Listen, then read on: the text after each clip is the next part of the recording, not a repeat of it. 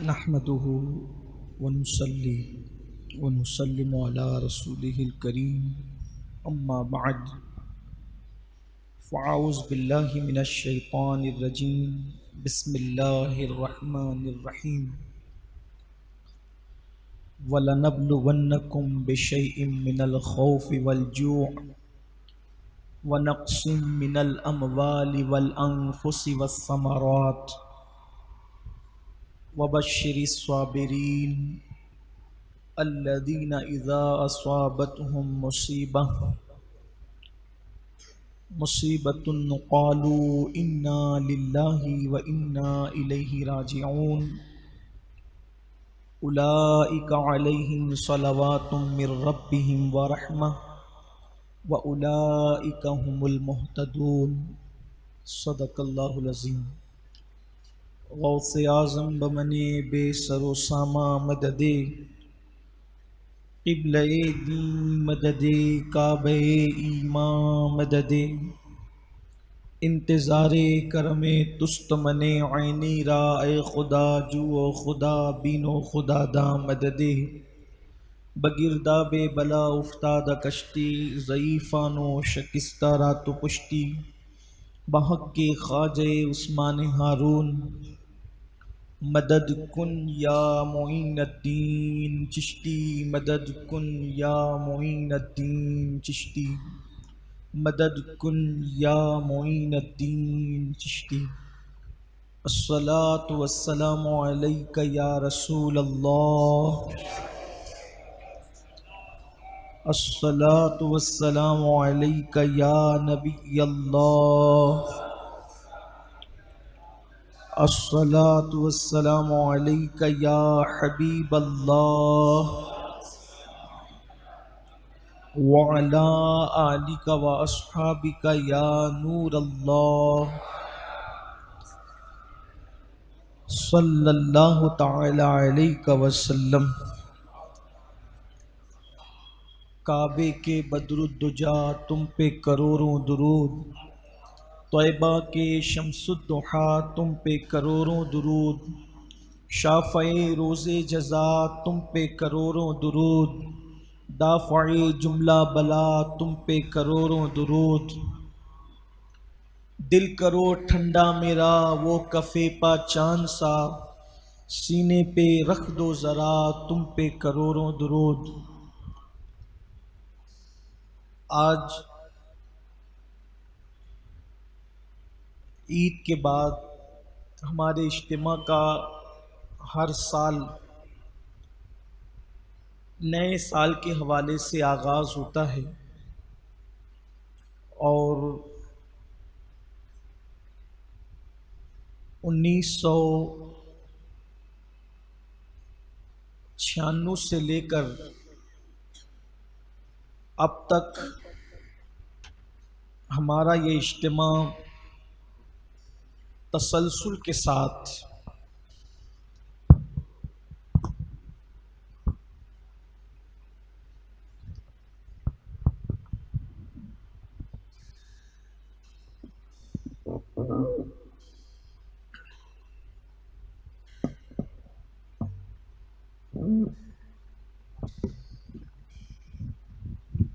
درود شریف پڑھنے۔ اللہم صلی علی سیدنا و مولانا محمد معدن الجود والکرم وآلہ واصحابہ بارک وسلم صلاۃ و سلام علیک یا رسول اللہ۔ 96 سے لے کر اب تک ہمارا یہ اجتماع تسلسل کے ساتھ ہو رہا ہے۔ چند سال تک یہ اجتماع اکھاڑا مسجد میں ہوتا رہا، اس کے بعد پھر قادریہ مسجد کے اندر کئی سال تک کم و بیش ایک دہائی سے زیادہ جاری رہا، اور اب یہاں پر منتقل ہوئے اجتماع کو بھی کم و بیش ایک دہائی ہو رہی ہے۔ تو اس اعتبار سے، اجتماع کے اعتبار سے ہمارا یہ نیا سال ہوتا ہے۔ ویسے گزشتہ ہفتے جمعہ کا دن عید کا دن تھا، اور علامتی اجتماع ہو گیا، اور آج باضابطہ طور پر ہم نئے سال میں اجتماع کے حوالے سے داخل ہو رہے ہیں۔ اللہ سے دعا ہے کہ ہم رہیں نہ رہیں، سنیت کی یہ بہاریں قائم رہے، جب تک چاند اور سورج نکلتے اور ڈوبتے رہیں، دین متین کی خدمت کا یہ سلسلہ جاری و ساری رہے۔ اس میں آپ سب کی شرکت یقیناً آنکھوں کو ٹھنڈک پہنچاتی ہے، اور آپ لوگ پورے شہر سے دور دور سے جمع ہوتے ہیں اور آتے ہیں۔ اللہ تعالیٰ سب کے لیے عافیت کا معاملہ فرمائے۔ آج کے لیے جو عنوان کا انتخاب کیا گیا ہے وہ ہے مصیبتوں میں حکمت کیا ہے، کیونکہ تقریباً 2 سال سے 2.5 سال کا عرصہ بیت رہا ہے، پوری دنیا بڑی مشکلات میں اور بڑی مصیبتوں میں گرفتار ہے۔ بالخصوص کووڈ کو لے کر، یہ بیماری کو لے کر، یہ ایک بلا ہے، کووڈ ایک بیماری ہے، اور اس کی وجہ سے کئی مصیبتوں نے جنم لے رکھا ہے۔ اگرچہ لوگوں کو یہ ایک ہی مصیبت نظر آتی ہے، لیکن یہ ایک مصیبت کئی مصیبتوں کا پیش خیمہ ہے۔ اسی ایک مصیبت بیماری کی وجہ سے موت کے انبار بھی سامنے ہیں، اسی کی وجہ سے بھکمری کا معاملہ بھی سامنے ہے، اسی کی وجہ سے روزی روٹی کے مسائل بھی سامنے ہیں، اسی کی وجہ سے خودکشی کے مسائل بھی سامنے ہیں، اسی کی وجہ سے غربت کی سطح بڑھ رہی ہے، اسی کی وجہ سے بے روزگاری کی سطح بڑھ رہی ہے۔ اس سال میں پھر 2 کروڑ سے زیادہ لوگ ہمارے ملک کے اندر بے روزگار ہوئے اس سال میں۔ یہ دوسری لہر کے موقع پر، اب صحیح تعداد کتنی ہے تو اللہ جانے، لیکن ہماری نگاہوں کے سامنے جو اعداد و شمار آتے ہیں ہم اس پر اعتبار کرتے ہوئے عرض کر رہے ہیں۔ تو اس طریقے سے بے روزگاری ہے، دوسرے امراض ہیں، وبائی اس مرض کی وجہ سے تنگ دستی ہے، شادیاں رک رہی ہے، اسی طریقے سے عبادت خانے جو ہے وہ بند ہیں، مزارات اولیاء پر جانے پر لوگوں کو بہت سارے علاقے میں پابندیاں ہیں، عید کی وہ رونقیں نظر نہیں آ رہی ہے۔ اس طرح سے بہت ساری مشکلیں اور مصائب اور مصیبت ہے۔ اس مصیبت کے اندر امید کی کرن پیدا ہونی چاہیے، اس مصیبت کے اندر حوصلہ پیدا ہونا چاہیے، اس مصیبت کے اندر ہمت پیدا ہونی چاہیے۔ یاد رکھیے، جب بھی مصائب و آلام آتے ہیں تو اس وقت امید کی کرن اگر کوئی جگمگاتا ہے تو اس مذہب کا نام مذہب اسلام ہے۔ غموں کے اندر اگر کوئی حوصلہ عطا کرتا ہے تو اس مذہب کا نام مذہب اسلام ہے۔ اگر کوئی تعلیمات جو ہے بجھے ہوئے دلوں کو کھلتی ہوئی کلیاں بناتی ہے تو اس تعلیم کا نام تعلیمات مصطفیٰ جان رحمت ہے۔ ایسے وقت میں جب کہ مصیبتیں مسلسل آ رہی ہے اور مصیبتیں مسلسل برس رہی ہے، یقیناً بہت سارے ایسے لوگ بھی ہوں گے جن کا خزانہ جمع شدہ ختم ہو چکا ہے، یقیناً بہت سارے ایسے لوگ بھی ہوں گے جن کا ختم ہونے کے قریب ہے۔ انسان کو وحشت ہے، انسان کو تکلیف ہے، انسان کو مشکلات ہے۔ یاد رکھیے، بہت آسان نہیں ہے مصیبتوں کا مقابلہ کرنا، لیکن اسلام مصیبتوں کے بارے میں کیا کہتا ہے؟ پہلی بات تو یہ ہے، اسلام مصیبت مانگنے کی اجازت نہیں دیتا، یعنی مصیبت مانگو نہیں۔ کسی نے حضرت سیدنا ابو ذر غفاری کے حوالے سے امام حسن مجتبی سے کہا کہ ابو ذر غفاری یہ دعا کر رہے تھے کہ اے اللہ مجھے مصیبتیں اور بلائیں عطا فرما تاکہ میں اس پہ صبر کر کے تیرا قرب حاصل کر سکوں۔ اس لیے کہ انہوں نے احادیث میں سن رکھا تھا، ابھی جو روایتیں آپ کے سامنے پیش کی جائے گی اس میں مصیبتوں پر بڑی بشارتیں ہیں، مصیبتوں کا انعام بہت زیادہ ہے۔ تو ابو ذر غفاری نے کہا اللہ مجھے مصیبت میں گرفتار کر تاکہ میں وہ انعام حاصل کروں جو مصیبت کے بعد نصیب ہوتا ہے۔ کسی نے امام حسن سے کہا، امام حسن کہتے ہیں اللہ ابو ذر پر رحم فرمائے، اللہ ابو ذر پر رحم فرمائے. اس معاملے میں دیکھیے یہ فکر میں ہم حضرت سیدنا ابو ذر غفاری کے متبع نہیں ہیں. ہمیں امام حسن کا راستہ زیادہ عافیت کا نظر آتا ہے، اس لیے کہ جس کا جو ظرف ہوگا، جس کو جتنی معرفت الہی نصیب ہوگی، جس کو جتنا قرب الہی کی دولت نصیب ہوگی، جس کے پاس جتنا علم ہوگا، جس کے پاس جتنا عرفان ہوگا، وہ اس کے مطابق گفتگو کرتا ہے. یا یوں سمجھ لے جو جس منزل پر کھڑا ہے وہ اس منزل کی گفتگو کرتا ہے. حضرت ابو ذر غفاری بھی کوئی کم ہستی نہیں ہے، یہ جماعت صحابہ میں صوفیہ کے امام ہے. یہ اہل زہد میں اپنی مثال آپ ہیں. حضور علیہ السلام کے صحابہ میں جو زاہدین صحابہ تھے ان میں سیدنا ابو ذر غفاری کا شمار ہوتا ہے. حضرت ابو ذر غفاری کے حوالے سے فرمایا گیا کہ ابو ذر غفاری وہ صحابی ہیں جنہوں نے ایک لباس پر اپنی زندگی گزاری ہے.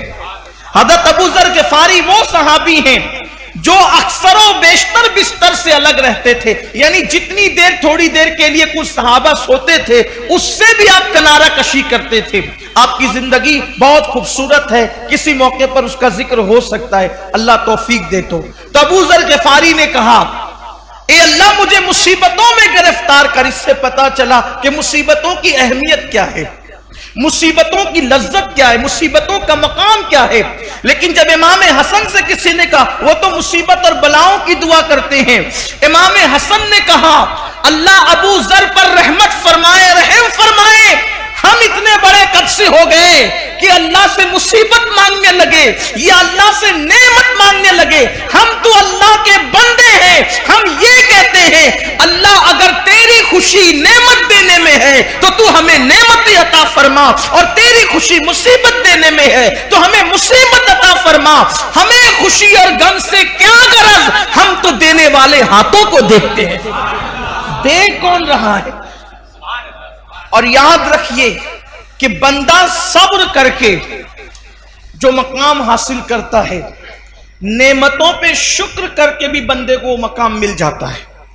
اس لیے بندے کو، ہم جیسے بندوں کو، خاص طور پہ ہم جیسے گندے بندوں کو، بندہ گندا جس کو کہتے ہیں، ہم جیسے گناہوں کی گندگی میں لتھڑے ہوئے، لپٹے ہوئے، ہمیں تو یہی کہنا چاہیے اللہ نعمت دے تاکہ میں تیرا شکر کروں، نعمت دے تاکہ شکر کروں. ہمارے بزرگوں نے فرمایا نفل روزہ رکھ کر صبر کرنے والا اور کھا کر شکر کرنے والا ثواب میں دونوں برابر ہیں. اسی لیے جب کوئی نفل روزے پہ ہمیں دیکھ کر رشک کرتا ہے یا کسی کو دیکھ کے رشک کرتا ہے تو میں کہتا ہوں کھا لے اور شکر کر. اس لیے کہ شکر بھی کوئی معمولی عبادت نہیں. حدیث پاک میں آیا ہے ایمان کی دو شاخیں ہیں، نصف ایمان صبر ہے، آدھا ایمان صبر ہے، اور آدھا ایمان شکر ہے. صبر بھی آدھا ایمان ہے اور شکر بھی آدھا ایمان ہے. اور حجت الاسلام امام غزالی رحمت اللہ علیہ فرماتے ہیں کہ صبر بھی اللہ کی صفت ہے، کہ اللہ کا ایک نام صبور ہے، الصبور، رکنے والا، صبر کرنے والا. اسی لیے آپ دیکھیں انسان کتنا بھی جرم کرے، کتنے بھی پاپ کرے، وہ جلدی نہیں کرتا، وہ عذاب کو روکے رہتا ہے. حلیم ہے وہ، الصبور، صبر کرنے والا. اور جیسے اس کی صفت الصبور ہے ویسے اس کی صفت الشکور، اس کا ایک نام الشکور بھی ہے، شکور بھی اس کی صفت ہے. تو صبر اور شکر دونوں نصف نصف اور آدھے آدھے ایمان ہے.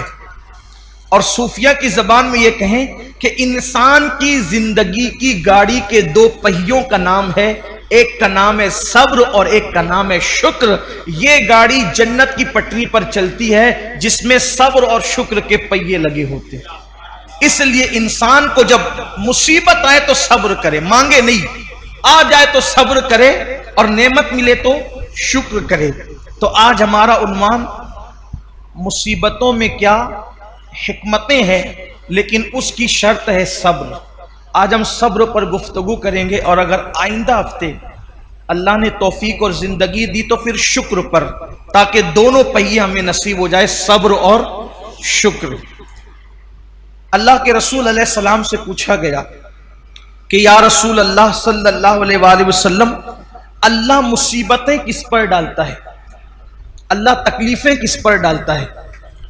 تو میرے آقا علیہ السلام نے فرمایا سب سے بڑی آزمائش اور مصیبت اگر کسی پر آتی ہے تو وہ پہلے انبیاء کرام پر آتی ہے۔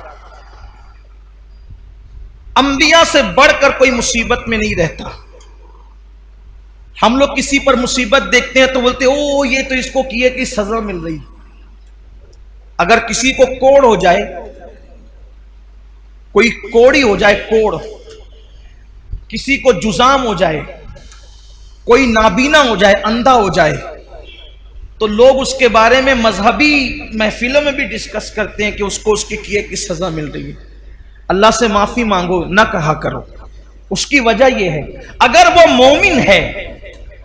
مومن ہے اور کوڑی ہو گیا، جزامی ہو گیا، ہے مسلمان، تو اللہ تبارک و تعالیٰ ان لوگوں کو اس وقت جنت میں داخل فرمائے گا، ابھی تک لوگ قبروں سے کچھ اٹھے ہوں گے، کچھ اٹھنے والے ہوں گے، اس سے پہلے اللہ ان کو جنت میں داخل فرمائے گا۔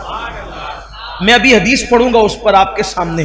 اس لیے کسی مسلمان کی تکلیف پر کوئی ڈسکس نہ کیا کریں، کسی مسلمان کی مصیبت پر کوئی، کچھ لوگ نابینا ہونے پر بھی کہ کوئی اندھا ہو گیا، اچھا تھا اندھا ہو گیا، اس پر مذاق اڑاتے ہیں۔ مذہبی حلقوں میں باضابطہ اسٹیجوں پر مذاق اڑایا گیا ان بزرگوں کا جن کو آخری عمر میں لمبی عمر ہونے کی وجہ سے یا ضعف ہونے کی وجہ سے آنکھوں کی بینائی چلی گئی تھی، کیا کیا ان کو نام دیے گئے۔ حالانکہ لوگ یہ بھول گئے کہ حبر الامہ، رئیس المفسرین سیدنا عبداللہ ابن عباس رضی اللہ تعالیٰ عنہ بھی آخری عمر میں نابینا ہو گئے تھے۔ لوگ کہتے ہیں اپنے کیے کی سزا بھگت رہے، میں کہتا ہوں ابن عباس نے کیا کیا تھا۔ حضرت جابر ابن عبداللہ انصاری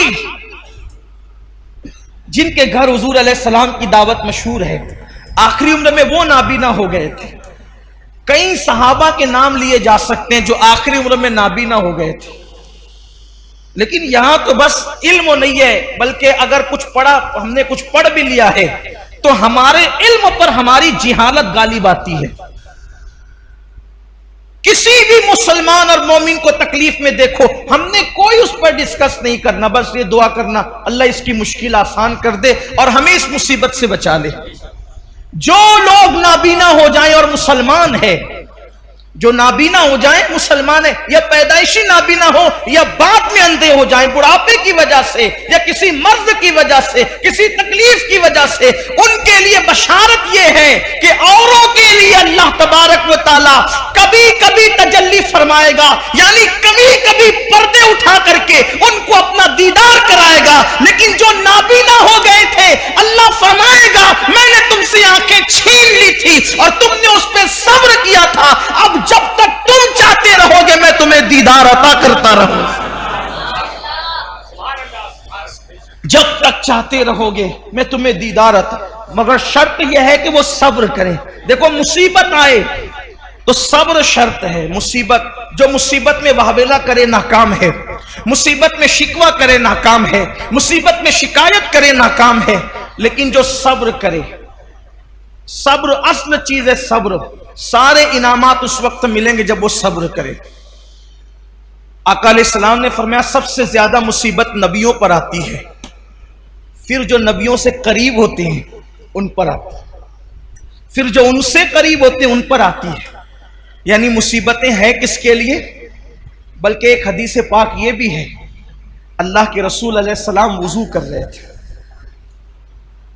یہاں پر تھوڑا عشق رسول کا باب بھی کھلے گا، واہ ہوگا، عشق رسول کا باب بھی واہ ہوگا، اور ہم دیکھیں گے کہ ہم میں کون عاشق رسول ہیں۔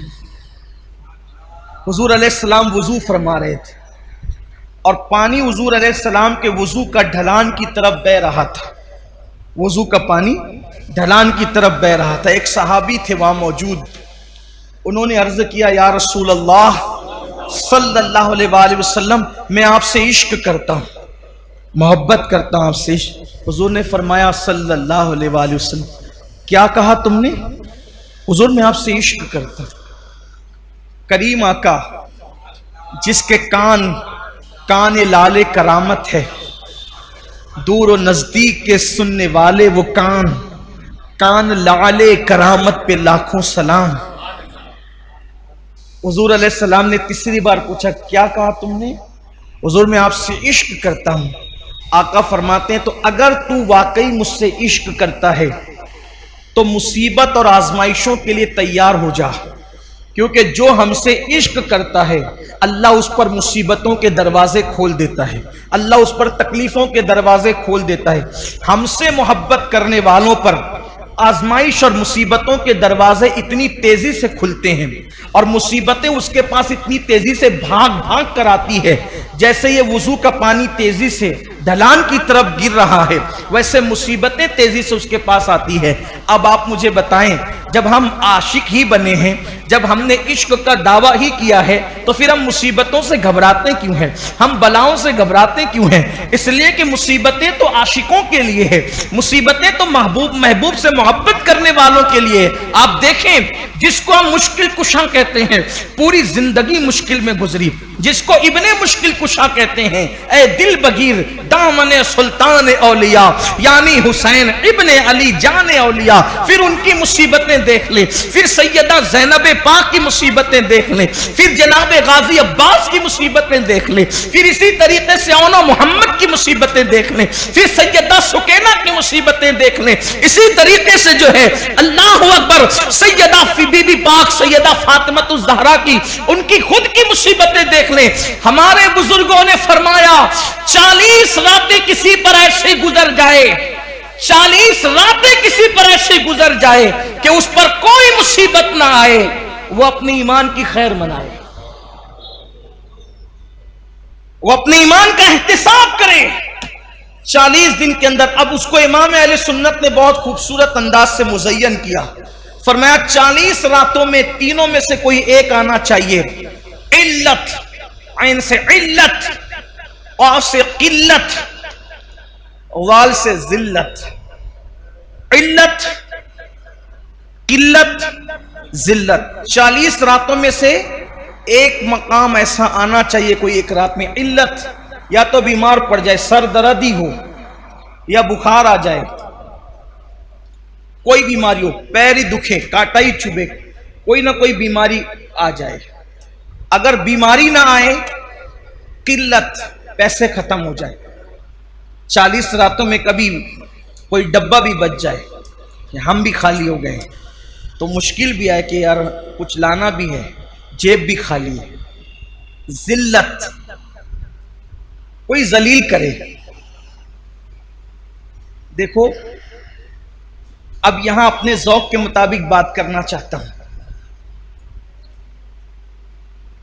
کوئی عاشق ہو اور ذلیل نہ ہو, مجھے اس کے عشق میں شک ہے. کیوں؟ اس لیے کہ دیوانہ ہی تو ذلیل ہوتا ہے,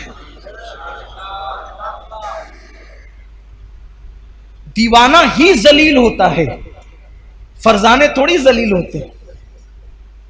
فرزانہ تو کپڑے سنبھال کے چلتا ہے, اس کی استری فرزانے کی سمجھانے کے لیے کہہ رہا ہوں, اس کی اتنی ٹائٹ رہتی استری کہ وہ جو استری نے استری کی ہے تو اس کے فن کو بھی لوگ حیرت سے دیکھتے ہیں. وہ بیٹھتا اتنے ادب کے ساتھ ہے کہ اس کی ادائیں قابل تعریف ہوتی ہے. فرزانہ کھاتا اتنے نزاکت کے ساتھ ہے کہ اس کا کھانے پر بھی ڈسکس ہوتی کہ کیا ادب کا انداز ہے. لیکن ذلیل کس نے ہونا ہے؟ دیوانے نے. اس کے تو بال ایسے, اس کا تو لباس ایسا, اس کا تو گفتگو کا سمجھانے کے لیے کر. دیوانہ یہ دنیا کا دیوانہ ہے جو ذلیل ہوتا ہے.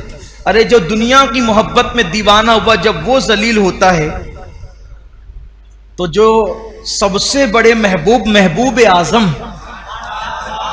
محبوب رب اکبر, سارے انبیاء کے خداؤں کا, سارے انبیاء کا خدا، معاف کیجئے خدا، سارے انبیاء کا خدا، سارے نبیوں کا خدا، سارے رسولوں کا خدا جس سے پیار کرے وہ محمد الرسول اللہ ہے۔ اب کوئی ان سے پیار کرے، کوئی ان سے عشق کرے، تو پھر آپ مجھے بتائیں وہ ذلیل نہ ہو، وہ رسوا نہ ہو، تو پھر وہ عاشق کیسا، پھر وہ محب کیسا؟ اسے تو ذلیل ہونا ہی ہے۔ تو علت بیمار پڑنا 40 راتوں میں، قلت پیسے کی کوئی تنگی آ جائے، ذلت، تینوں میں سے کوئی ایک چیز آ جائے، اور اگر تینوں آ جائے تو سونے پر سہاگا ہے۔ میں یہاں پہنچ کر تو یہ ضرور کہتا ہوں کہ 40 راتیں نہیں بلکہ شکر کے طور پہ کہتا ہوں کہ 10 سے 11ویں رات نہیں آتی، 2 چیزوں سے تو سابقہ پڑتا ہی رہتا ہے۔ علت بھی ہو جاتی ہے، علت بھی ہو جاتی ہے، اور عالمی پیمانے پر فیس بک اور یوٹیوب پر اور واٹس ایپ پر کچھ ذلت بھی ہو جاتی ہے۔ تو دل کو اطمینان ہوتا ہے کہ ابھی ایمان کا طوطا اڑا نہیں ہے، ابھی ایمان کا طوطا اڑا نہیں ہے۔ اور رہی بات ذلت کی، تو حضور تاج الشریعہ نے بہت اچھا شعر کہا تھا، اگر محبوب کے لیے ذلیل ہونا پڑے تو پھر یہ ذلت نہیں ہے بلکہ یہ بھی عزت ہے۔ وہ کہتے تیری خاطر ذلیل ہونا ہے میری عزت۔ میں اس کو جوڑ کر کے اس لیے پڑھ رہا ہوں تاکہ اس کا مفہوم سمجھ میں ہے۔ تیری خاطر ذلیل ہونا ہے میری عزت، تیری خاطر ذلیل ہونا ہے کیا ہے؟ آپ کے لیے ذلیل ہونا میرے لیے کیا ہے؟ عزت ہے۔ تیری خاطر ذلیل ہونا ہے میری عزت، میرے وقار سلام۔ تیری خاطر ذلیل ہونا ہے میری عزت، میرے وقار سلام۔ تو حضور کے لیے ذلیل ہونا کوئی ذلت نہیں ہے بلکہ یہ تو بڑی عزت ہے۔ تو 40 دن کے اندر ایسی مشکل آنی چاہیے۔ پھر بیماریوں کا باب الگ ہے، تو یاد رکھیے کہ مصیبتیں آنی چاہیے لیکن مانگے نہیں، اور آئے تو اس پر صبر کرے۔ حدیث پاک میں آتا ہے کہ جب کسی پر مصیبت آتی ہے تو اس مصیبت کا انعام کیا ہے وہ سنیں۔ چونکہ اب ہمارے پاس مختصر سا وقت بچا ہے، اب اس کی تفصیل میں نہ جاتے ہوئے کچھ روایت پڑھنا چاہتا ہوں تاکہ پتہ چلے مصیبت کا انعام کیا ہے۔ اللہ کے حبیب صلی اللہ علیہ وآلہ وسلم فرماتے ہیں قیامت کا دن ہوگا، قیامت کا دن، قیامت کے دن میں آواز لگائی جائے گی، ندا کی جائے گی، اعلان ہوگا، اے وہ لوگوں جن لوگوں نے اللہ سے اپنا قرضہ واپس لینا ہے، اے وہ لوگوں جنہوں نے اللہ سے اپنا قرض واپس لینا ہے، جن کا اللہ قرض دار ہے، سمجھانے کے لیے، جن کا اللہ قرض دار ہے، جنہوں نے اللہ سے قرض واپس لینا ہے، وہ سب آؤ، وہ سب جمع ہو جاؤ، اللہ تبارک و تعالیٰ آج قرض تمہیں لوٹائے گا۔ جو اللہ تمہارا قرض رکھتا ہے وہ اللہ تمہارا قرض ادا کرے گا۔ لوگوں کو حیرت ہوگی، لوگ پریشان ہوں گے کہ آخر اللہ کیسے مقروض ہو سکتا ہے؟ اس نے تو سب کو نعمتیں دی، دولتیں دی، عزتیں دی، وقار دیا، شان دیا، عظمت دی، سب دیا، تو اللہ تبارک و تعالیٰ پر کسی کا قرض کیسے ہو سکتا ہے؟ تو فرشتے کہیں گے اس سے مراد وہ لوگ ہیں دنیا میں اللہ نے جن پر آزمائشیں ڈالی، جن پر اللہ نے مصیبتیں ڈالی، جن پر اللہ نے تکلیفیں ڈالی، وہ لوگ آج آئیں جن کے دل غمگین ہوئے تھے مصیبتوں پر، جن کے آنسو بہے تھے مصیبتوں پر، حتیٰ کہ کانٹا ہی چبھا تھا مصیبت ملی تھی، کسی نے ڈانٹ ہی دیا تھا مصیبت ملی تھی، کسی نے تکلیف پہنچایا تھا مصیبت ملی تھی، کسی نے گالی دی تھی مصیبت ملی تھی، کسی نے دکھ دیا تھا مصیبت ملی تھی، حتیٰ کہ اللہ اکبر کسی نے کسی پہ غصہ کر کے مصیبت پہنچائی تھی۔ آج اللہ فرما رہا ہے کہ میرے فرشتوں اعلان کرو، اللہ سے اپنا اپنا قرضہ واپس لو اور چلو مصیبت اٹھانے والوں، آزمائش میں گرفتار رہنے والوں، اللہ تمہیں بلا رہا ہے۔ تو وہ سب لوگ جنہوں نے دنیا میں مصیبتیں اٹھائی ہوگی، تکلیفیں اٹھائی ہوگی، آزمائشوں میں جو گرفتار ہوئے ہوں گے، وہ سب کے سب چلیں گے اللہ کی طرف، اور فرشتے جب آفت و مصیبت میں مبتلا لوگ کھڑے ہو کر کے آئیں گے کہ ہم اپنا صلہ چاہتے ہیں، ہم اپنا انعام چاہتے ہیں، فرشتے کہیں گے اے مصیبت سہنے والوں، اے تکلیف اٹھانے والوں، بغیر دلیل کے دعویٰ مقبول نہیں ہوگا، تم اپنے اپنے نامہ اعمال بتاؤ کہ جب تمہیں مصیبت پہنچی تھی تو تم نے کیا کیا تھا، اس کے بعد تم سے بات کی جائے گی۔ تو اس میں سے بہت سارے لوگ چھٹ جائیں گے، کیونکہ جب ان کو مصیبت پہنچی تھی تو مصیبت پہنچتے وقت انہوں نے کیا کیا تھا؟ اللہ کی شکایت کی تھی۔ جیسے میرے آپ کی طرح کچھ لوگ ہوتے ہیں، سر میں درد ہے تو دوستوں کے پورے سرکل کو پتہ چلنا چاہیے کہ فلاں کے سر میں درد ہے۔ کسی کو پیر میں کانٹا چبھا تو پورے محلے کو تو پتہ ہی چلنا چاہیے کہ فلاں جناب کو کانٹا چبھ گیا ہے۔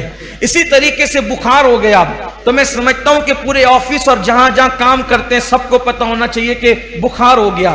یاد رکھیے، جو ہے وہ بیماری یا تو طبیب کو بتاؤ یا تو حبیب کو بتاؤ۔ طبیب اس کو اس لیے بتاؤ، طبیب کو اس لیے بتاؤ کہ وہ علاج کرے، اور حبیب کو اس لیے بتاؤ کہ وہ زخم پہ مرہم رکھے، وہ پیشانی پر ہاتھ رکھ کر دعا کرے۔ طبیب اور حبیب کو بتانے کے علاوہ پھر کسی تیسرے کو بیماری بتانا، یہ میں غیرت عشق کے خلاف سمجھتا ہوں۔ منہ میں چھالے آ جائے تو پوری دنیا کو پتا چلے منہ میں چھالے آ جائے، سر میں درد ہو تو پوری دنیا کو پتا چلے، یہ شکایت ہے اللہ کی۔ ہمارے بڑے بڑے بزرگ برساں برس بیماریوں میں مبتلا رہے، بیوی کو بھی نہیں پتا چلا کہ میں بیماری میں، شوہر کو نہیں پتا چلا کہ میں بیماری میں۔ کچھ ایسے بھی تو ہو جو یار کے لیے کچھ برداشت کریں، بلکہ آپ کو حیرت ہوگی، حیرت، مصطفیٰ جان رحمت صلی اللہ علیہ وآلہ وسلم نے کس طرح غیرت توحید صحابہ کرام کے دل و دماغ کے اندر رچا بسا دیا تھا، رچا بسا دیا تھا کہ ایک مرتبہ جبریل امین اللہ کے رسول کی بارگاہ میں آئے اور آنے کے بعد پوچھا یا رسول اللہ، اللہ آپ کو سلام کہتا ہے اور ابو بکر کو بھی سلام کہتا ہے، میرے آقا کے یار کی شان کیا ہے، میرے آقا کے یاروں کی شان کیا ہے؟ محبوب کے قدموں میں بیٹھ کر اس مقام پر فائز ہوئے کہ جنہیں خدا بھی سلام کہتا ہے۔ اللہ آپ کو اور ابو بکر کو سلام کہتا ہے، اور اللہ پوچھ رہا ہے آقا یا رسول اللہ، اللہ پوچھتا ہے آپ سے کہ آپ ابو بکر سے پوچھئے کہ اب تو ان کی طبیعت ٹھیک ہے نا؟ اللہ آپ سے پوچھتا ہے کہ آپ پوچھیں کہ اب تو ان کی طبیعت ٹھیک ہے نا؟ صدیق اکبر سے حضور نے پوچھا ابو بکر اللہ پوچھ رہا ہے اب تو آپ ٹھیک ہیں؟ الحمدللہ حضور میں ٹھیک ہوں۔ آقا نے پوچھا کیوں ابو بکر، کوئی تکلیف تھی؟ آئے ہائے، غیرت عشق کا انداز دیکھیں، غیرت عشق کا انداز دیکھیں۔ اللہ کے رسول پوچھتے ہیں ابو بکر کیوں، کوئی تکلیف تھی؟ ہاں آقا کچھ تھی، بتایا نہیں؟ حضور آپ ہی کے درس نے مجبور کر دیا تھا کہ یار کی شکایت کس سے کیسے کر، یار کی شکایت کیسے کروں، یہ آپ کا درس تھا، اس لیے میں آپ کو بھی بتا نہ سکا، میں اپنی مصیبت تکلیف اپنی طبیعت کی آپ کو ہی بتا نہ سکا، کیونکہ آپ نے جو غیرت عشق کا درس دیا تھا مجھے گوارا نہ ہوا کہ یار کی میں نے ڈر لگی مجھے کہ اگر میں یہ تکلیف آپ سے بیان کر دوں یار ناراض نہ ہو جائے کہ میری شکایت میرے محبوب سے کی جا رہی۔ یہ ہے اللہ والوں کا انداز۔ اور جب مصیبت سہنے والے جن پہ مصیبت آئی ہوگی وہ اجر لینے کے لیے قیامت کے دن کھڑے ہوں گے۔ مصیبت آئی ہوگی، اللہ کے فرشتے کہیں گے اعمال نامہ بتاؤ، پہلے دلیل پیش کرو کہ تم نے کیا کیا تھا۔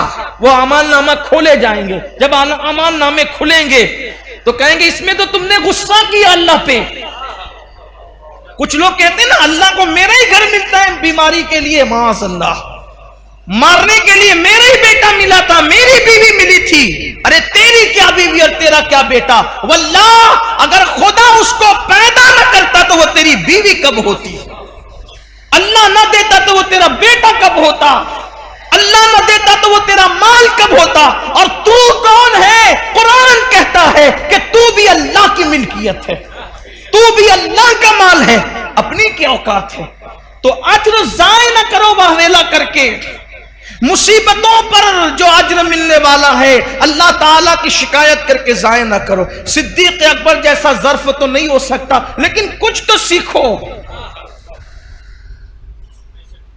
ایک واقعہ میں نے شاید تفسیر قرآن میں اس سال بیان کیا کہ ایک بزرگ تھے، انہوں نے ان کی بیوی سے کہا کہ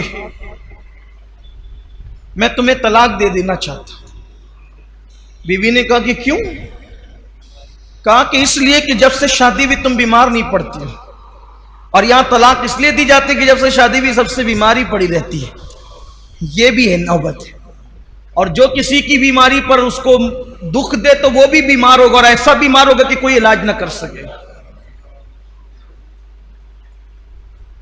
بیوی بیمار پڑ گئی تو قسمت ہے۔ لوگ کہتے ہیں دھوکہ دیا، ہمیں بتایا نہیں تھا پہلے سے۔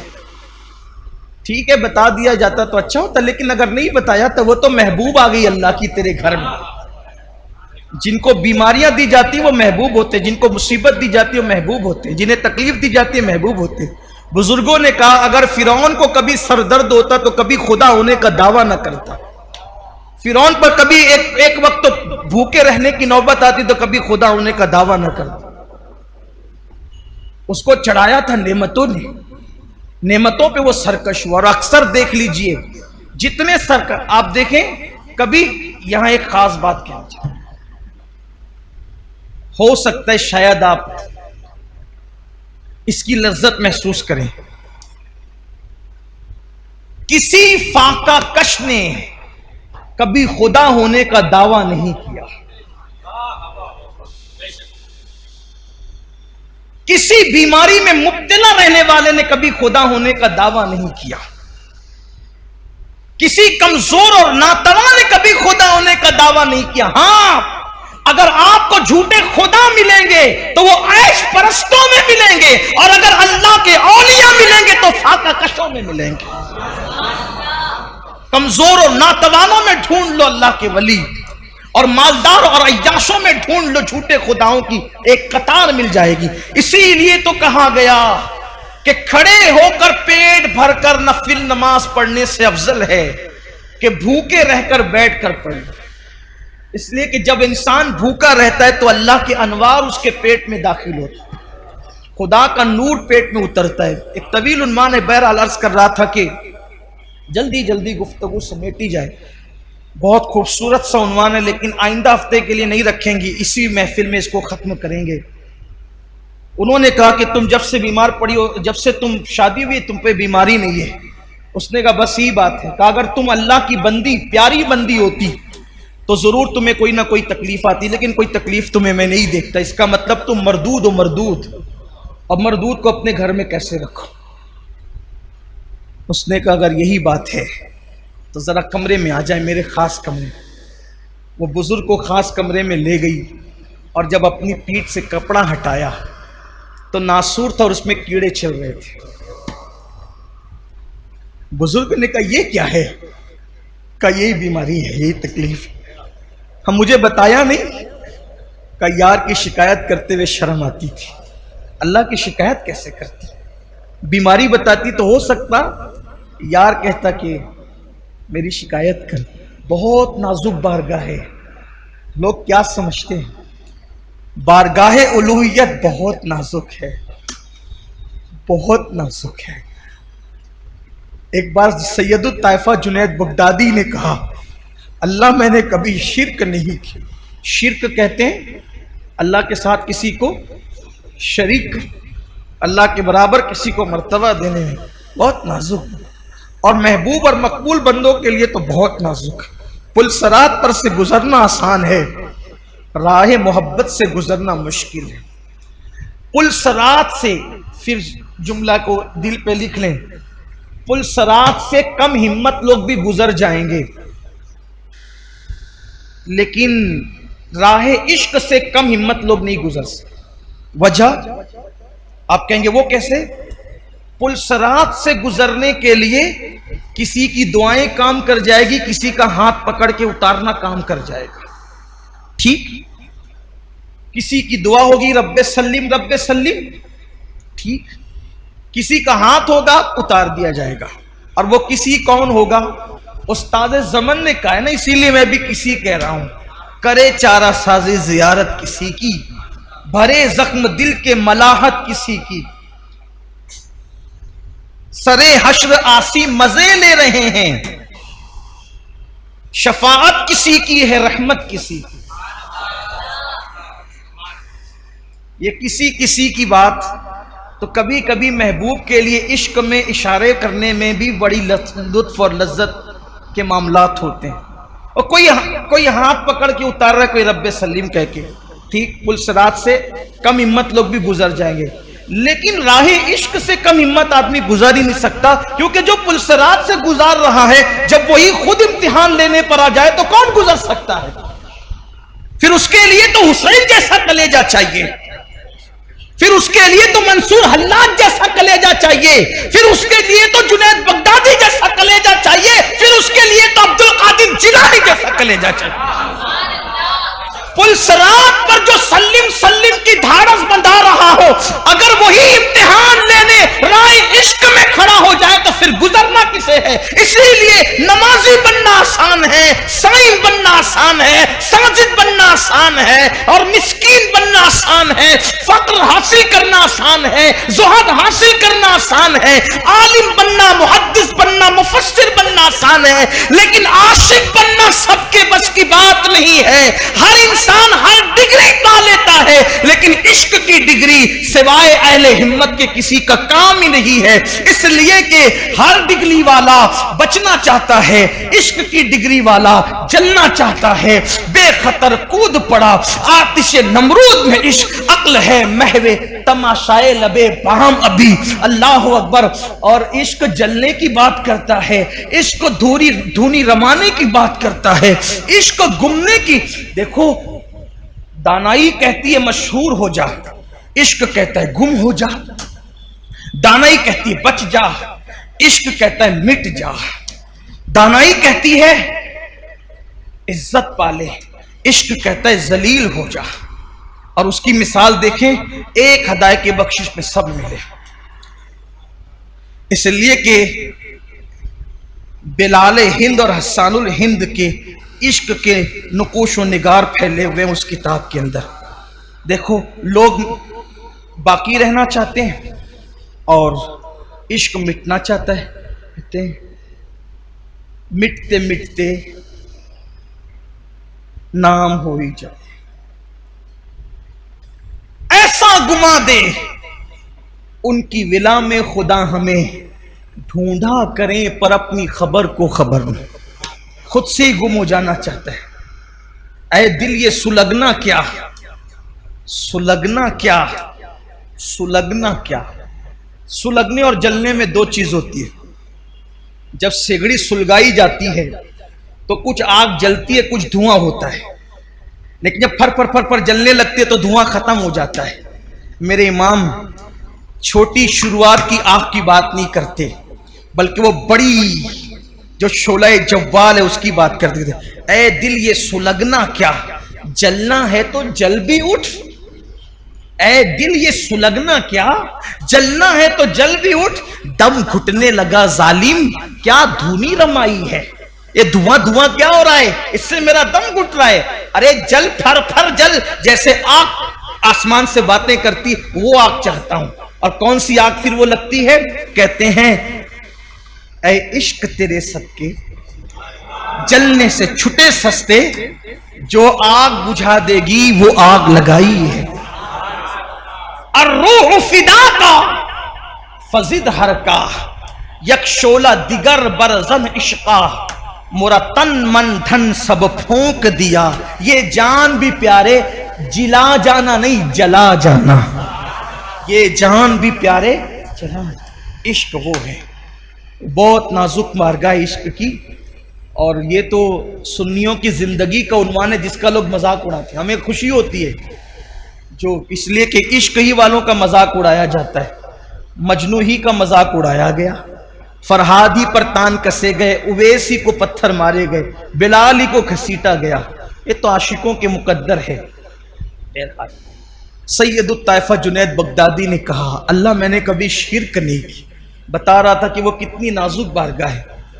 چھاپتے رہو بیماریاں بتاتے رہو، کبھی تو کہو الحمدللہ. بیمار ہو کر بھی کبھی اچھے ہو کر آ جایا کرو لوگوں کے سامنے. اب تو کچھ لوگ اس کو بھی نہیں کرتے بلکہ تھوڑا ہے بتاتے زیادہ ہے.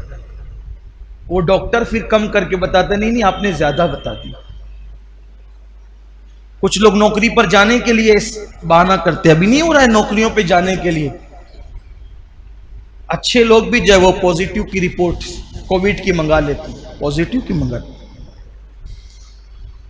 اتنے پوزیٹیو فکر کے مالک ہو گئے کہ بیماری میں بھی اب یہ پوزیٹیو چاہتے ہیں. گھر بیٹھنے کے لیے حرام کھانا ہے بس. لیکن یاد رکھنا بیمار نہیں، اور بیمار بن گئے تو اللہ ایسی بیماری دے گا کہ کوئی علاج نہ کر سکے. جھوٹ موٹ کے کبھی بیمار نہ بنو. اچھا بیمار رہ کر کہو کہ اچھا ہوں الحمدللہ، اس میں فضیلت ہے. اچھے ہو کے بیمار کہنے میں نقصان. سید الطائفہ نے کہا اللہ میں نے کبھی شرک نہیں کیا. ندا آئی جنید، ندا آئی جنید، دودھ والی رات بھول گیا. جنید دودھ والی رات بھول گیا. فوراً توبہ کی، مولا توبہ کرتا ہوں لیکن وہ دودھ والی رات کا کیا معاملہ تھا؟ کہا ایک دن تمہارے پیٹ میں درد تھا، رات ہوئی تو تم نے دودھ پیا، اور دودھ پیا تو صبح کسی نے پوچھا جنید کیسے ہو؟ تو کہا رات پیٹ میں درد تھا، دودھ پیا تو اچھا ہو گیا. تو اچھا میں نے کیا تھا کہ دودھ نے کیا تھا؟ اور کہتے ہو کہ تم نے شرک نہیں کیا. حالانکہ یہ عند الفقہاء عند المتکلمین یہ شرک نہیں ہے، لیکن میدان عشق کسی الگ چیز کا نام. عشق کا میدان کوئی اور تقاضا کرتا ہے. تو کہتے ہو شرک نہیں کیا، وہ دودھ والی رات بھول گئے. جنید نے فوراً کہا تیری بارگاہ میں توبہ کر، انی تبت الیک، میں تیری بارگاہ میں توبہ کر. اس لیے وہ بارگاہ بہت نازک ہے. تو عرض کر رہا تھا کہ جن لوگوں نے مصیبتوں میں شکوے کیے ہوں گے، مصیبتیں واہویلا کیا ہوگا، غصہ کیا ہوگا، شکایتیں کی ہوگی، مصیبت میں بس اتنا ہے تکلیف آ جائے تو چپ کے بے ساختہ اگر آنسو نکل جائیں بس کافی ہے. چلانا نہیں، واویلا نہیں کرنا، آئیں نہیں کرنا، بین نہیں کرنا، نوحہ نہیں کرنا، کپڑے نہیں پھاڑنا، بال نہیں نوچنا. کوئی مصیبت ہو، بیماری ہو، یہ ہو وہ ہو. میرے لوم کے سیٹ لوگ تو میرے گنبد و مینار کے شہر میں رہتے ہیں، جس سے بھی ملاقات ہوئی 95% لوگ ہمیشہ پریشان ہی رہتے ہیں. اللہ کے بندوں کبھی تو شکر کر لیا کرو. جلدی سے میں ان کی زبان سے الحمدللہ نہیں سنتا. ابھی مارکیٹ ایسا ہے، پھر بالوترا بند ہو گیا ہے، وہ پالی میں یہ ہو رہا ہے، بارش ایسی ہو گئی ہے، وہ مارکیٹ بند ہو گئی ہے، مارواڑی پیسہ لے کے بھاگ گیا. ارے اللہ کے بندو کیوں کسی کو سناتے؟ جتنا اس کو سنا رہے اتنا مسلح پہ بیٹھ کے اس کو سنا.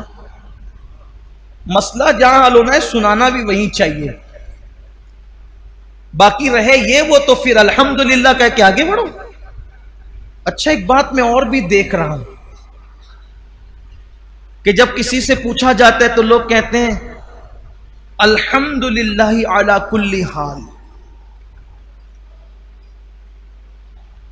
بلکہ ہمارے صوفیاء نے فرمایا بہتر یہ ہے جب خوشی میں رہو تو الحمدللہ رب العالمین کہا کرو. جب خوش رہو تو الحمدللہ رب العالمین، اور جب کوئی تکلیف میں رہو تو پھر کہا کرو الحمدللہ علی کل حال. الحمدللہ علی کل حال کا مطلب کوئی معذاللہ کوئی ناجائز و حرام نہیں ہے الحمدللہ علی کل حال کے نا، کوئی منع بھی نہیں ہے، لیکن بزرگوں کی بات ہمارے بزرگوں نے فرمایا الحمدللہ رب العالمین کا مطلب ہے کہ ہر خوبی اللہ کے لیے جو تمام عالمین کا رب ہے، اور الحمدللہ علی کل حال کا مطلب ہر حال میں اللہ کا شکر، ہر حال میں کہہ سکتے ہیں، لیکن الحمدللہ رب العالمین کہا ہر مرتبہ، بلکہ اللہ کہتا ہے دیکھو میں نے مصیبت دیا پھر بھی یہ الحمدللہ ہی کہتے ہیں۔ اور لوگوں نے کرنا کیا ہے، یہ جملہ یاد رکھنا، مصیبت یا تو بیماری یا تو طبیب کو بتاؤ یا تو حبیب کو بتاؤ۔ تو آویلا کرنے والے، مصیبتوں میں ہنگامہ کرنے والے، چیخنے چلانے والے فرشتے کہیں گے تم سب بھاگو یہاں سے، چلو جاؤ، تم نے فحش کلامیاں کی، صبر نہیں کیا، غصہ کیا، یہ کیا وہ کیا، تمہارے لیے کچھ نہیں ہے، جاؤ تم لوگ۔ مصیبت بھی آئی تھی اور کوئی انعام بھی انہوں نے نہیں ملا۔ پھر وہ لوگ جنہوں نے خالص صبر کیا تھا، خالص صبر، ایسا صبر کسی کو کچھ نہیں کہا، آنسو بھی آئے تو خاموش خاموش آئے، نکل گئے چلے گئے، پھر اللہ فرمائے گا ان سب کو لاؤ اور لے کر کے چلو، اللہ فرمائے گا شجر بلوا کے پاس۔ یہ جنت میں ایک درخت ہے جس کی جڑیں سونے کی ہے اور اس کے پتے چاندی کے ہیں، اور اتنا وسیع ہے وہ درخت کہ 100 سال تک کے گھوڑا جتنی لمبائی میں دوڑایا جائے گا، اتنا وسیع ہے۔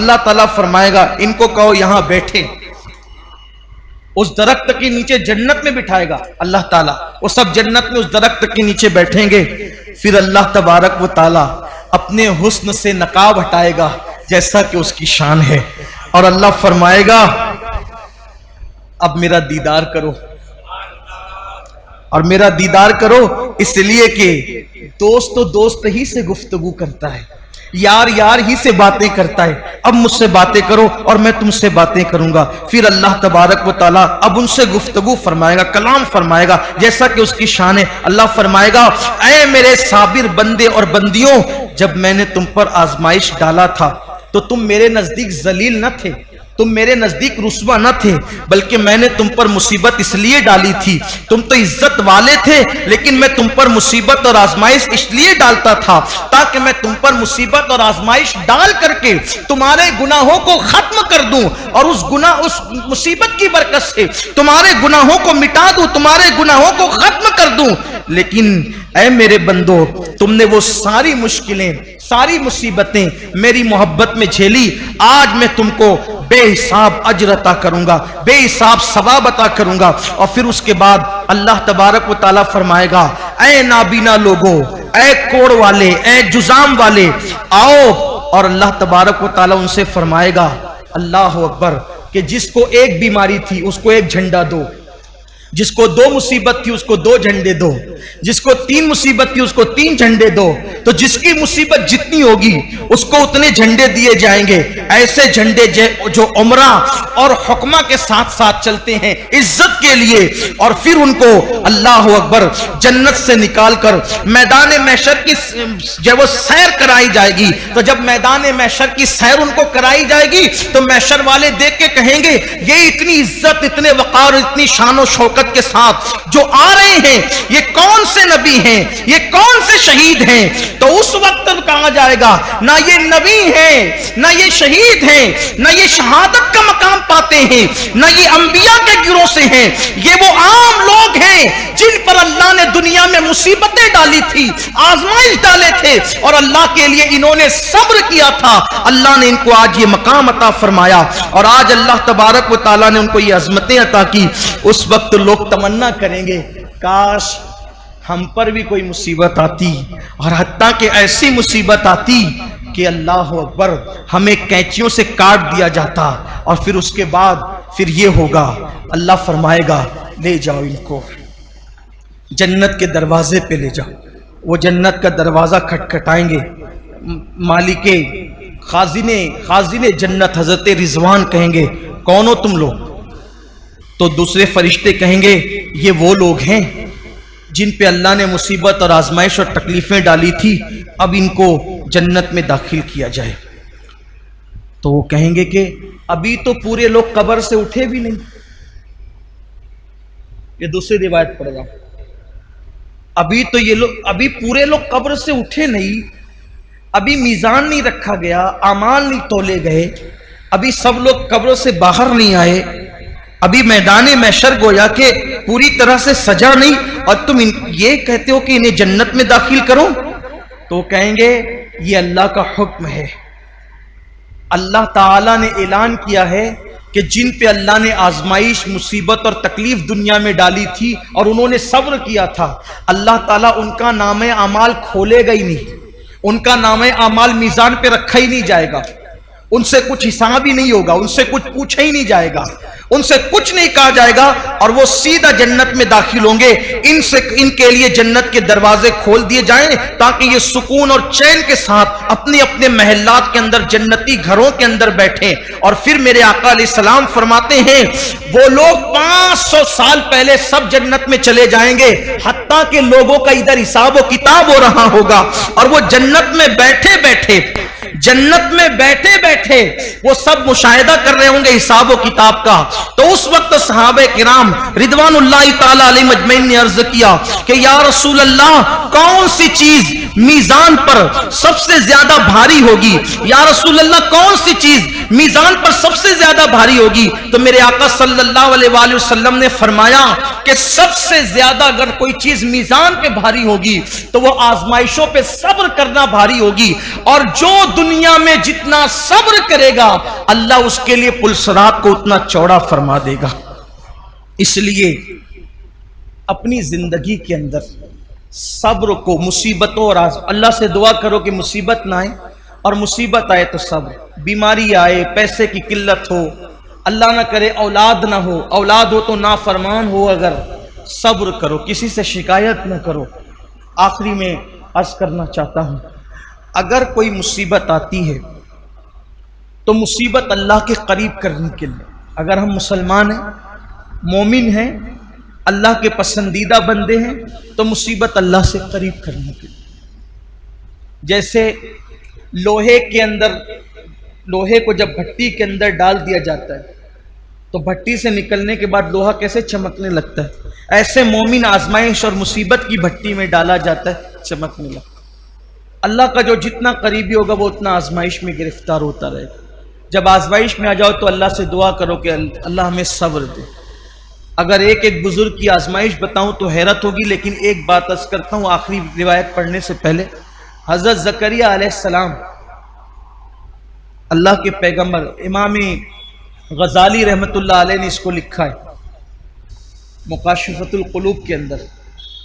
حضرت زکریا علیہ السلام جب یہودیوں نے آپ کو شہید کرنا چاہا, قتل کرنا چاہا, دوڑاتے رہے, آپ نے چھپنے کی کوشش کی, اور حضرت زکریا علیہ السلام نے جب درخت میں جا کر کے پناہ لی تو زکریا علیہ السلام کو اس درخت کے اندر جب پتہ چلا یہود کو کہ اس میں چھپے ہوئے ہیں تو انہوں نے اوپر سے آرا چلا دیا.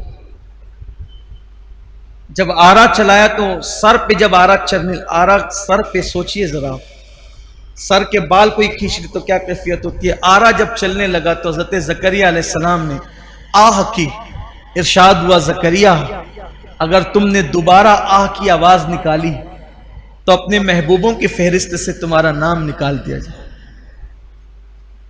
یہ آخری کا جملہ اگرچہ امام غزالی رحمت اللہ علیہ نہیں لکھا ہے, لیکن یہ دوسرے صوفیاء کرام کا بیان کردہ ہے جو اس واقعے سے میں نے جوڑ کر آپ کے سامنے پیش. آپ غور فرمائیں, حضرت ایوب علیہ السلام بیماری میں جو مبتلا ہوئے ہیں آپ کو پتہ ہے, سب ساتھ چھوڑ گئے. ایوب علیہ السلام اتنے بیمار ہو, کبھی شکایت نہیں. حضرت یحییٰ علیہ السلام کو دردناک انداز میں شہید کیا گیا. خود ہمارے آقا صلی اللہ علیہ وآلہ وسلم کو طائف کی وادیوں میں جو کچھ کیا گیا, یہ سب چیزیں ہمارے لیے درس عبرت ہے, اسوہ حسنہ ہے. جب مصیبت آئے صبر کرو, بہت مضبوط صبر, کیونکہ صبر میں حکمت یہ ہے, مصیبت آتی ہے تو اس میں حکمت یہ ہے کہ کوئی نہ کوئی بڑی تکلیف سے، بڑی مصیبت سے ہمیں بچایا جاتا، چھوٹی تکلیف، چھوٹی مصیبت دے کر ہمیں بڑی مشکلات سے اور بڑی مصیبتوں سے بچایا جاتا۔ ایک مرتبہ حضرت لقمان حکیم نے اپنے بیٹے سے کہا، میرے بیٹے، جب بھی کوئی اللہ کی طرف سے مصیبت آئے تو سمجھنا کہ اس میں اللہ کی کوئی نہ کوئی حکمت ہے اور اس میں اپنا ہی فائدہ ہے۔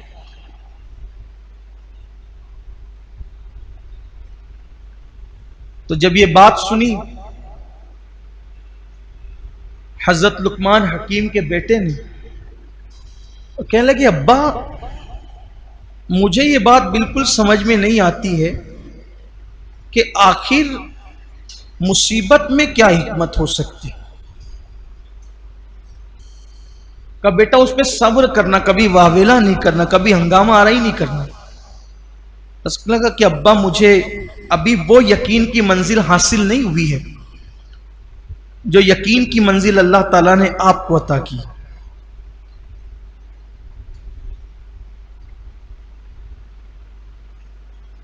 تو حضرت لقمان حکیم نے فرمایا، ٹھیک ہے بیٹا، کوئی بات نہیں، اگر ایسی بات ہے تو ہمارے دور میں ایک نبی رہتے ہیں، تو ہم اس نبی کے پاس چلتے ہیں اور ان سے ملاقات کرتے ہیں۔ جب تو ان کی صحبت میں بیٹھے گا تو تجھے بھی وہ یقین نصیب ہو جائے گا جو یقین اللہ تعالیٰ نے مجھے عطا فرمایا۔ بیٹے سے کہا، بیٹے نے تیاری کی، تو حضرت لقمان حکیم جو ہے اپنے بیٹے کو ساتھ لے کر اس نبی کی طرف روانہ ہو گئے۔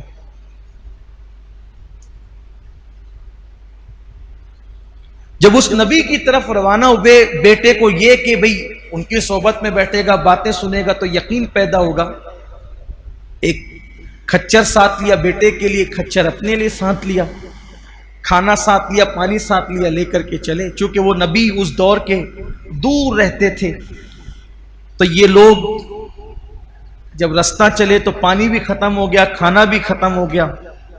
کھانا پانی ختم ہونے کے بعد پھر بھوک بڑھی، پھر پیاس بڑھی، دوپہر کی چلچلاتی دھوپ۔ آج کل تو ہمیں اس کا احساس ہی نہیں ہے، اس لیے کہ لوگ بسوں میں سفر کرتے ہیں، کاروں میں کرتے ہیں، ٹرینوں میں کرتے ہیں، کھلے آسمان کے نیچے دھوپ میں اب سفر نہیں ہوتا۔ وہ کھلے آسمان کے نیچے سفر کی لذت ہمیں نہیں پتہ ہے، بڑی بڑی شدید دھوپ، گرمیوں کا موسم، تو پانی کی شدت، پیاس کی شدت کی وجہ جب پانی نہیں ملا تو کھچر جو تھے وہ کانپنے لگ گئے اور بیٹھ گئے۔ اور ان دونوں کا حال بھی یہ ہوا کہ یہ کھچروں سے اترنے پہ مجبور ہو گئے، لیکن شوق نبی کی زیارت کا اتنا تھا کہ بیٹے کا ہاتھ پکڑ کر کے لقمان حکیم پیدل ہی چلنے لگے۔ پیدل چلتے چلتے ایک بستی نظر آئی اور بستی کا ایک صاحبان نظر آیا۔ جب وہ صاحبان بستی کا دیکھا اور بستی پہ نظر پڑی، بیٹے نے کہا، ابا دیکھو وہ بستی ہے، وہاں پانی مل جائے گا۔ لقمان حکیم نے کہا، میں بھی بستی دیکھ رہا ہوں۔ دونوں کو امید کی کرن نظر آئی۔ نبی سے ملنا تو دور رہا، سفر بیچ میں اٹک گئے۔ جب بستی دکھی، امید کی کرن جاگی، باپ نے بیٹے کا ہاتھ پکڑا۔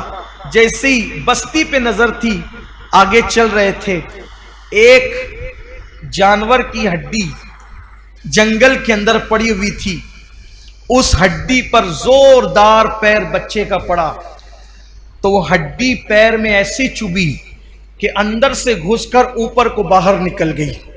بیٹے نے چیخ ماری، چیخ مار کے بے ہوش ہو کے زمین پہ گر پڑا۔ حضرت لقمان حکیم پیاسے بیٹے کی یہ کیفیت دیکھ کر پریشان ہوئے اور پریشانی کے عالم میں سوچتے تھے کیسے نکالوں، تو لقمان حکیم نے اپنے دانت سے اس ہڈی کو کھینچ کے نکالا، خون کی پھوار نکل پڑی، اپنے امامے کا کپڑا پھاڑا، اس سے پٹی باندھی۔ پٹی باندھنے کے بعد بہت خون بہ گیا تو بیٹے کو گود میں لے کر بیٹھے تھے اور بیٹے کی پیاس یاد کر کے آنکھ میں آنسو آ گئے، گرم گرم آنسو بیٹے کے چہرے پہ پڑے۔ اس نے آنکھیں کھول دی، باپ کو روتے ہوئے دیکھا تو پوچھا، ابا آپ تو کہہ رہے تھے کہ مصیبت میں آزمائش میں صبر کرنا چاہیے، آپ کیوں رونے لگے؟ کہا بیٹا یہ چپکے چپکے کے آنسو، خاموش آنسو، یہ شکایت نہیں ہوتے، بلکہ یہ جو باپ کے دل میں جو بیٹے کی محبت ہے، کیونکہ اللہ نے فطری طور پہ باپ کے دل میں بیٹے کی محبت پیدا کی ہے، تو بیٹے کی محبت مجھے رلا رہی ہے، میں شکایتاً نہیں رو رہا ہوں بس۔ پھر بیٹے نے سوال کیا، ابا آپ تو کہہ رہے تھے کہ ہر مشکل میں، ہر مصیبت میں تمہارے لیے بھلائی ہے، کوئی بھی مصیبت آئے گی تمہارے لیے بھلائی ہے، ابا یہ کیا ہوا؟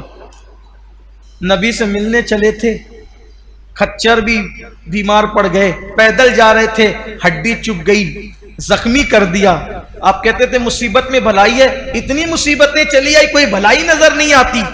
باپ بیٹے میں یہ بات ہو رہی تھی، ایک چتکبرے گھوڑے پہ بیٹھ کر ایک نورانی شکل والا آیا، اور آنے کے بعد اس نے بتایا کہ اچھا ہوا تم اس بستی میں نہیں آئے۔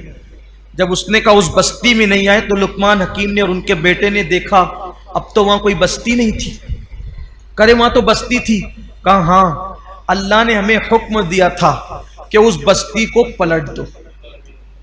اس بستی میں گناہ زیادہ تھے، بستی کے لوگوں کو زمین میں دھسا کر بستی کو پلٹنے کا حکم دیا گیا تھا، اور میں فرشتوں کو لے کر کے اترا تھا کہ دھسا کے بستی کو پلٹ دوں، لیکن جس وقت تم مجھے آتے ہوئے نظر آئے تو میں نے اللہ سے کہا اللہ یہ تو لقمان اور اس کا بیٹا یہ تو نیک لوگ ہیں، یہ بستی میں پانی کے لیے آ رہے ہیں، مولا ان کو روک دے۔ تو اللہ نے اس دھسانے سے بچانے کے لیے تمہارے بیٹے کے پیر میں جانور کی ہڈی چبو دی، تاکہ ہڈی چبو دی گئی تو تم یہیں کے یہیں رک گئے، اور جب یہاں رک گئے تو تم دھسنے سے بچ گئے۔ اگر اس بستی میں تم آتے تو تمہیں بھی ان کے ساتھ زمین میں دھسا دیا جاتا۔ یہ اللہ کا کرم ہے کہ اللہ نے ہڈی چبوا کر تم دونوں کی جان کو بچا لیا۔ تب باپ نے بیٹے کی طرف دیکھا، بیٹا دیکھا میں نہ کہتا تھا کہ ہر مصیبت اور آزمائش میں اپنی بھلائی ہے، ہمیں چاہے بعد میں پتا چلے، ہمیں چاہے نہ پتا چلے، لیکن ہر مصیبت میں اپنی بھلائی ہے۔ کوئی مصیبت آ جائے، ایکسیڈنٹ اللہ نہ کرے ہو جائے اور پیر ٹوٹ جائے، ہاتھ ٹوٹ جائے، کھوپڑی کو نقصان ہو جائے، جسم کو نقصان ہو جائے، مال کو نقصان ہو جائے، اللہ کی شکایت نہیں کرنا، اللہ تیرا شکر ہے۔ آپ کہیں گے مر جائے تو میں کہوں گا تو بھی کہنا اللہ تیرا شکر ہے۔ ہو سکتا ہے اللہ نہ کرے آگے چل کر کافر ہو جاتا، آگے چل کر کے مشرک ہو جاتا، آگے چل کے گمراہ ہو جاتا، ارے ایمان پر گیا اس سے بڑی بات کیا ہے۔ اس لیے موت بھی ایمان پر آئے تو یہ شکوے کا مقام نہیں ہے، یہ جو ہے وہ شکایت کا مقام نہیں ہے۔